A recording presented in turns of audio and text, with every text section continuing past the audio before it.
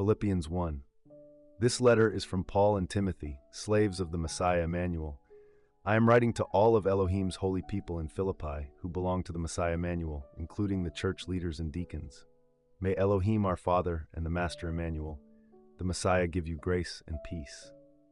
Every time I think of you, I give thanks to my Elohim.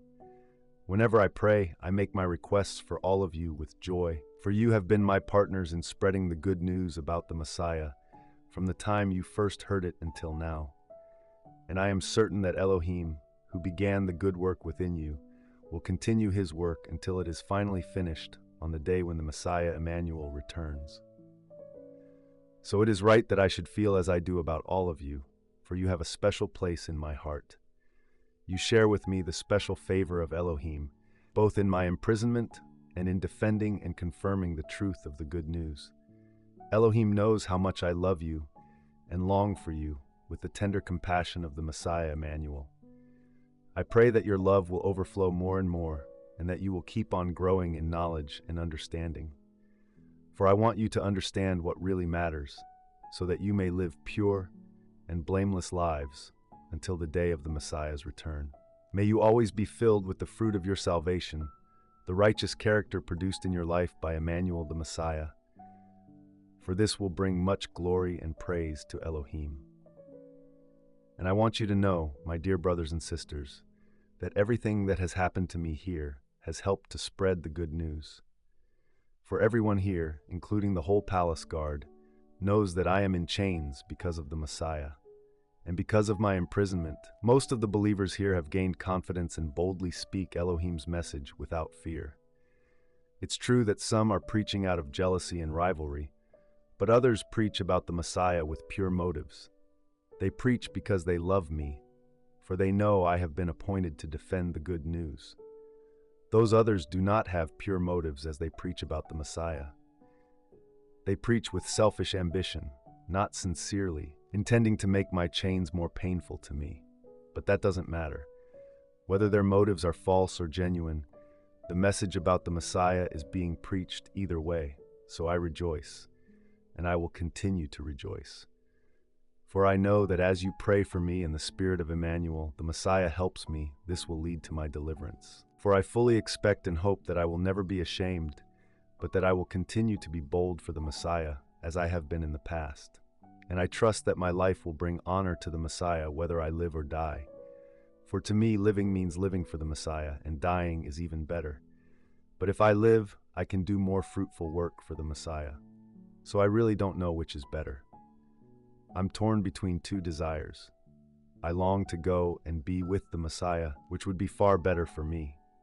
But for your sakes, it is better that I continue to live. Knowing this, I am convinced that I will remain alive so I can continue to help all of you grow and experience the joy of your faith. And when I come to you again, you will have even more reason to take pride in the Messiah Immanuel because of what he is doing through me. Above all, you must live as citizens of heaven, conducting yourselves in a manner worthy of the good news about the Messiah. Then, whether I come and see you again or only hear about you, I will know that you are standing together with one spirit and one purpose, fighting together for the faith, which is the good news. Don't be intimidated in any way by your enemies. This will be a sign to them that they are going to be destroyed, but that you are going to be saved, even by Elohim himself. For you have been given not only the privilege of trusting in the Messiah, but also the privilege of suffering for him. We are in this struggle together.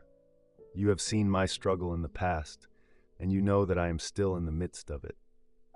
Philippians 2. Is there any encouragement from belonging to the Messiah? Any comfort from his love? Any fellowship together in the Spirit?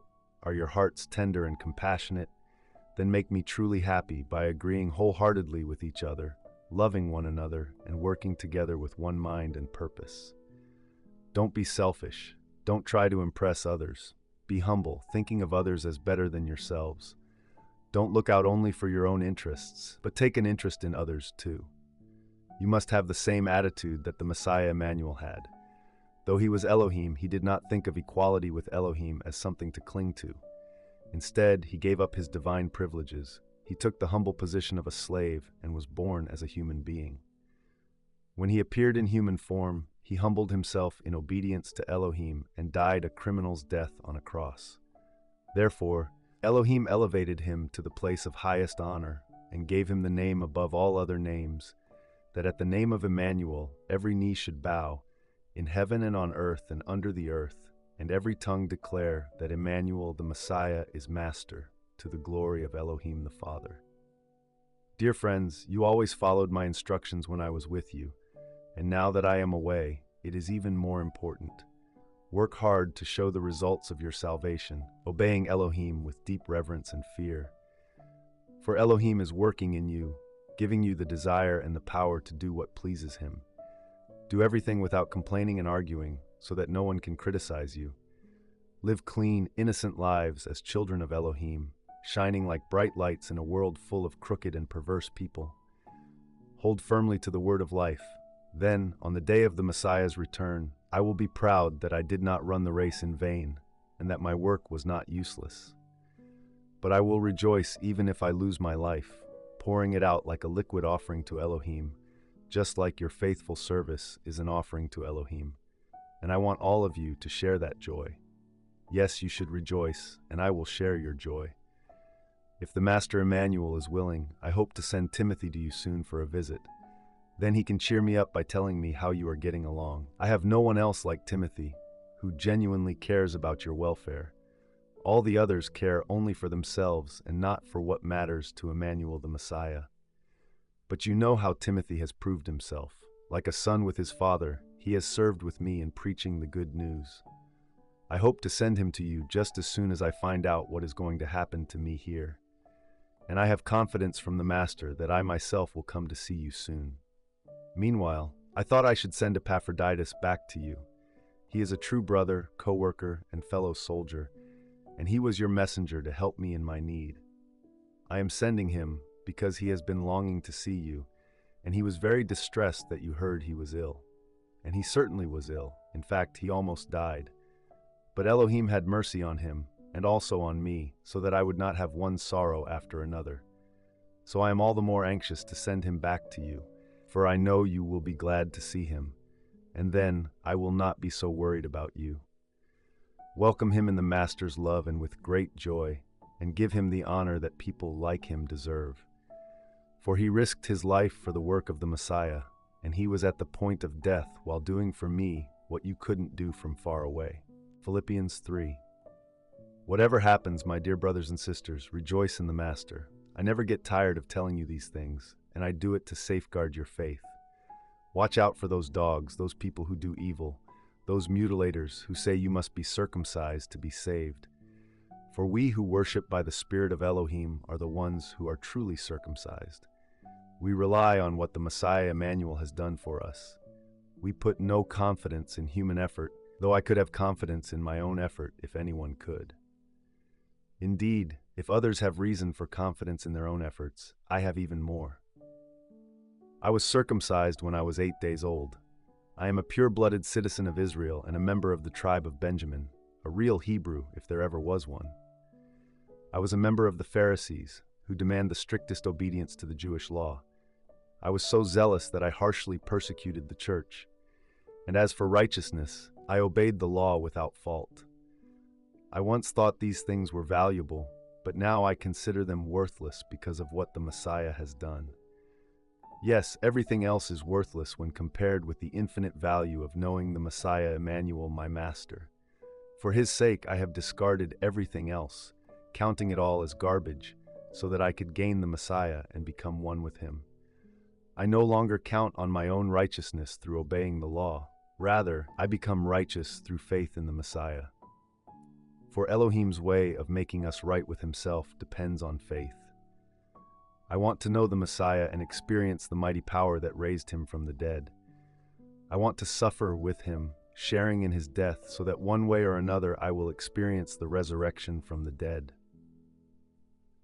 I don't mean to say that I have already achieved these things or that I have already reached perfection, but I press on to possess that perfection for which the Messiah Immanuel first possessed me. No, dear brothers and sisters, I have not achieved it, but I focus on this one thing. Forgetting the past and looking forward to what lies ahead, I press on to reach the end of the race and receive the heavenly prize for which Elohim, through the Messiah Immanuel, is calling us. Let all who are spiritually mature agree on these things. If you disagree on some point, I believe Elohim will make it plain to you. But we must hold on to the progress we have already made. Dear brothers and sisters, pattern your lives after mine and learn from those who follow our example. For I have told you often before, and I say it again with tears in my eyes, that there are many whose conduct shows they are really enemies of the cross of the Messiah. They are headed for destruction. Their God is their appetite. They brag about shameful things, and they think only about this life here on earth. But we are citizens of heaven, where the Master Immanuel, the Messiah, lives. And we are eagerly waiting for him to return as our Savior. He will take our weak mortal bodies and change them into glorious bodies like his own, using the same power with which he will bring everything under his control. Philippians 4. Therefore, my dear brothers and sisters, stay true to the Master. I love you and long to see you, dear friends, for you are my joy and the crown I receive for my work. Now I appeal to Euodia and Syntyche. Please, because you belong to the Master, settle your disagreement. And I ask you, my true partner, to help these two women, for they worked hard with me in telling others the good news. They worked along with Clement and the rest of my co-workers, whose names are written in the book of life. Always be full of joy in the Master. I say it again, rejoice. Let everyone see that you are considerate in all you do. Remember, the Master is coming soon. Don't worry about anything. Instead, pray about everything. Tell Elohim what you need and thank him for all he has done. Then you will experience Elohim's peace, which exceeds anything we can understand. His peace will guard your hearts and minds as you live in the Messiah Immanuel. And now, dear brothers and sisters, one final thing. Fix your thoughts on what is true and honorable and right and pure and lovely and admirable. Think about things that are excellent and worthy of praise. Keep putting into practice all you learned and received from me, everything you heard from me and saw me doing. Then the Elohim of peace will be with you. How I praise the Master that you are concerned about me again. I know you have always been concerned for me, but you didn't have the chance to help me. Not that I was ever in need, for I have learned how to be content with whatever I have. I know how to live on almost nothing or with everything. I have learned the secret of living in every situation, whether it is with a full stomach or empty, with plenty or little. For I can do everything through the Messiah, who gives me strength. Even so, you have done well to share with me in my present difficulty. As you know, you Philippians were the only ones who gave me financial help when I first brought you the good news and then traveled on from Macedonia. No other church did this. Even when I was in Thessalonica, you sent help more than once. I don't say this because I want a gift from you. Rather, I want you to receive a reward for your kindness. At the moment, I have all I need and more. I am generously supplied with the gifts you sent me with Epaphroditus. They are a sweet-smelling sacrifice that is acceptable and pleasing to Elohim. And this same Elohim who takes care of me will supply all your needs from his glorious riches, which have been given to us in the Messiah Immanuel. Now all glory to Elohim our Father, forever and ever. Amen. Give my greetings to each of Elohim's holy people, all who belong to the Messiah Immanuel. The brothers who are with me send you their greetings, and all the rest of Elohim's people send you greetings too, especially those in Caesar's household. May the grace of the Master Immanuel, the Messiah, be with your spirit.